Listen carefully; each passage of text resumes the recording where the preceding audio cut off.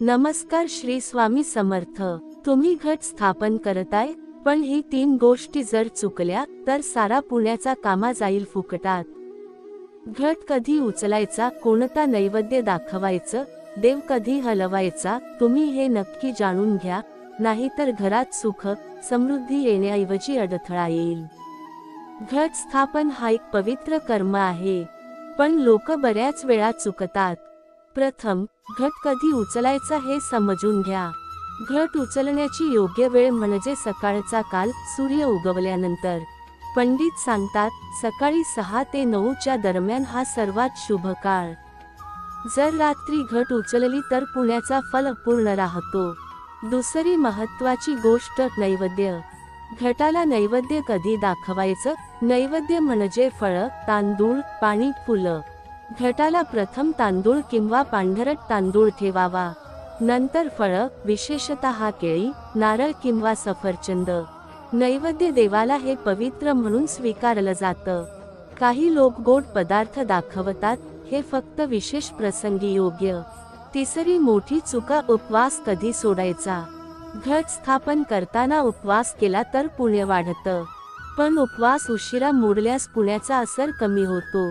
उपवास सोडायचा वेळ म्हणजे घट पूर्ण झाल्यावर।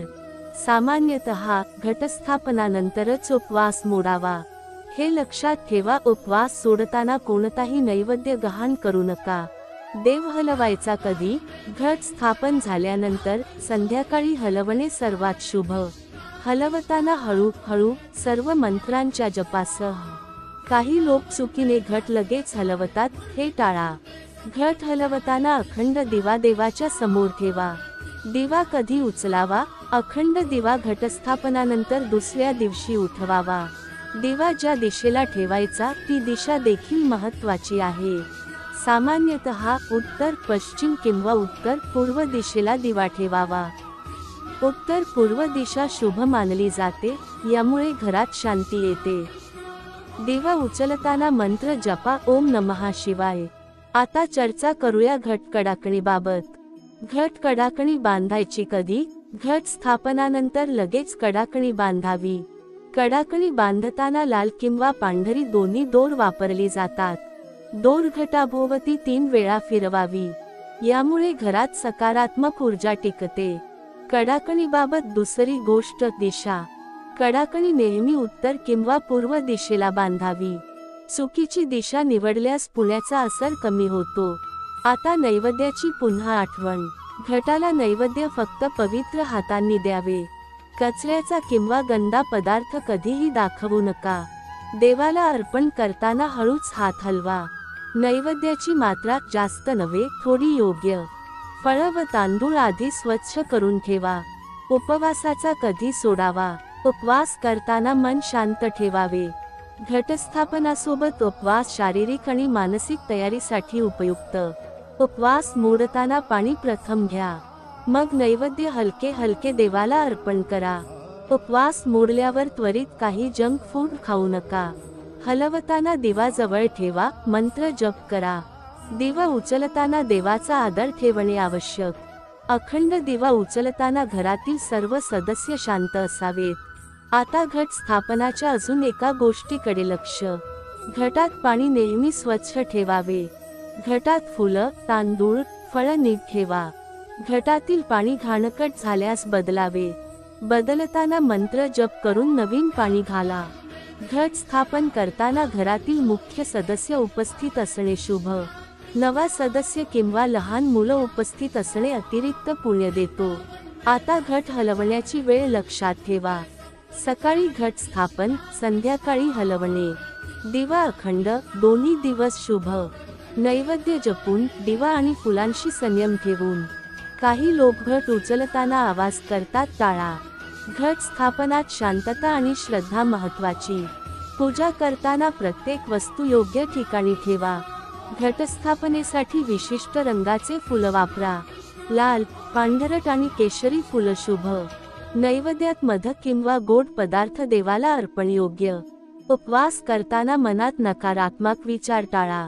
घट हलवताना भक्तिभाव महत्त्वाचा। अखंड दिवा हे घरात सकारात्मक ऊर्जा वाढवते। दिवा उचलताना घरातील सर्व सदस्य उपस्थित असावेत. दिवा आणि घटाची दिशा योग्य ठेवणे पुण्यासाठी आवश्यक. उत्तर किंवा पूर्व दिशेला घट ठेवावी. दक्षिण किंवा पश्चिम टाळा, शुभ नाही. कडाकणी बांधताना दोर नीट गुंडाळा. दोर घटाभोवती 3 वेळा फिरवा. दोर लाल किंवा पांढरी सर्वोत्तम. नैवेद्य ठेवल्यानंतर थोडा मंत्र जपा. घटस्थापनानंतर काही वेळ शांती साधा. दिवा हलवताना हात हळूच ठेवा.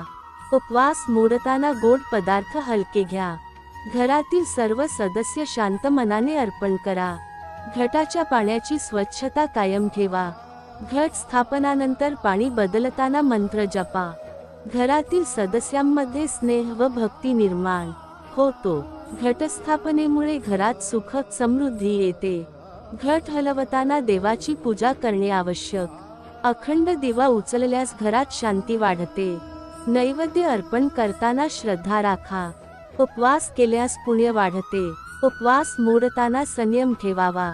घट स्थापनानंतर शुभ कार्य सुरू करणे योग्य. घरातील सदस्यांमध्ये सकारात्मक ऊर्जा निर्माण होते. घट हलवताना दिवा हळूच हलवा. दिवा उचलल्यास आधी देवाला प्रणाम करा.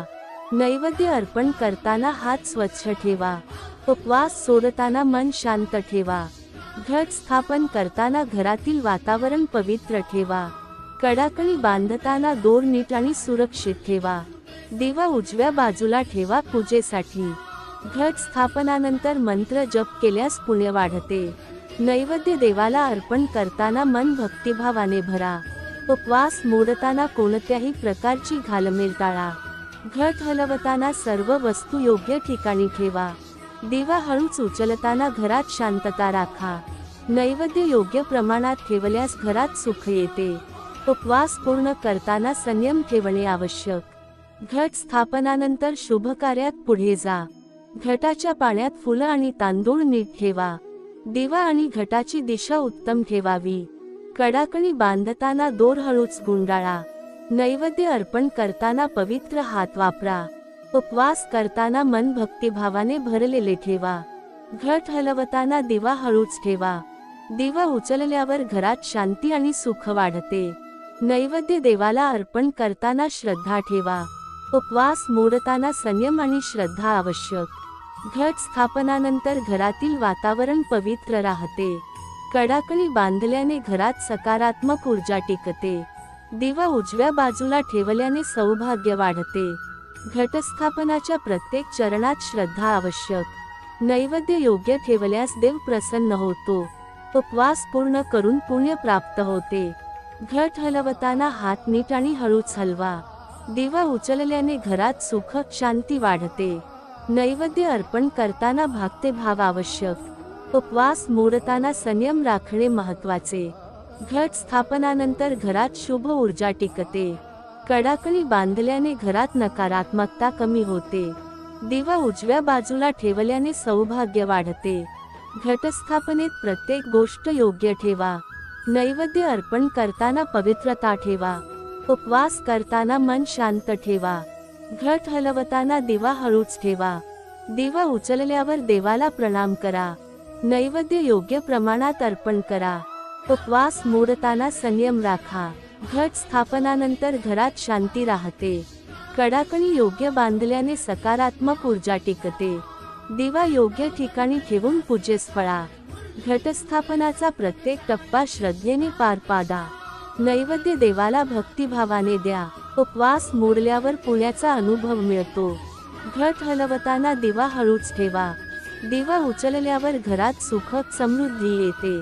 हे सर्व केल्यास घटस्थापनेचा पुण्यफल पूर्ण मिळतो. घरात देवाची कृपा राहते आणि नकारात्मक ऊर्जा दूर होते. व्हिडिओ आवडल्यास लाईक सबस्क्राईब करायला विसरू नका. कमेंट मध्ये लिहा. जय माता दी.